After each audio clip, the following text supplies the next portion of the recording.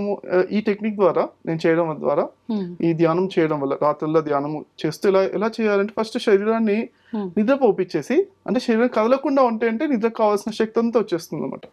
ఈ పతంజలి గారి యోగ సూత్రాల్లో ఏం చెప్పారంటే ఆసనం లోపల స్థిర సుఖాసనం అని చెప్పారు. స్థిరము అంటే అస్సలు కదలకుండా, ఎంత కూడా కదలకుండా మనం 3 గంటలు ఉంటే అక్కడి నుంచి స్టార్ట్ అవుతుంది అన్నమాట. 3 గంటలు ఉంటే అక్కడి నుంచి శక్తి బాగా పెరుగుతుందని చెప్పారు అన్నమాట. 3 గంటలు 6 గంటలు రాత్రంతా మనము 6 గంటల నుంచి 8 గంటల టైం ఉంది కాబట్టి దాన్ని చక్కగా ఉపయోగించుకుంటూ మనం ఈ టెక్నిక్ ని ప్రాక్టీస్ చేయడం స్టార్ట్ అయింది. ఇప్పుడు సాధన మీరు స్టార్ట్ చేసిన తర్వాత అది మీకు ఒక ఏకాగ్రత వచ్చి ఒక ప్రాసెస్ లోకి వచ్చిన తర్వాత పర్లేదు. ఒక గంట సేపు కదలకుండా ఇక్కడ కూర్చున్నాము అని అంటేనే కాళ్ళు కదుపుతాం, చేతులు కదుపుతాము, ఒక రకమైన పెయిన్ స్టార్ట్ అవుతుంది, ఖచ్చితంగా లేవాలనో పడుకోవాలనో అనిపిస్తుంది. స్టార్టింగ్ లో మీకు అలాంటి ఇబ్బందులు వచ్చాయా?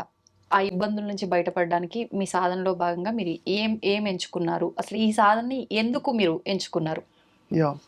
ఏమైందంటే అసలు ఈ సాధనలోకి రావడానికి మోటివేషన్ చెప్తాను. మొదట్లో మామూలుగా ధ్యానం అంటే కొంచెం బెనిఫిట్స్ ఉంటాయి మనకు, మన ఫోకస్ లెవెల్స్ కానీ ఏకాగ్రత కానీ స్టూడెంట్ లైఫ్కి యూస్ఫుల్ ఉంటుంది, అలానే కోపాలు పైన కొంచెం బెటర్ మేనేజ్ గ్రిప్ ఉంటుంది అని కొంచెం ధ్యానం వల్ల మనకు సరదాగా కొంచెం బెనిఫిట్స్ తెలుసు, వినున్నాం మనం. అయితే ఆ బెనిఫిట్స్ అన్ని కూడా పొందాలని నేను ఎంతో కొంత ధ్యానం చేద్దామని అనిపించింది అనమాట.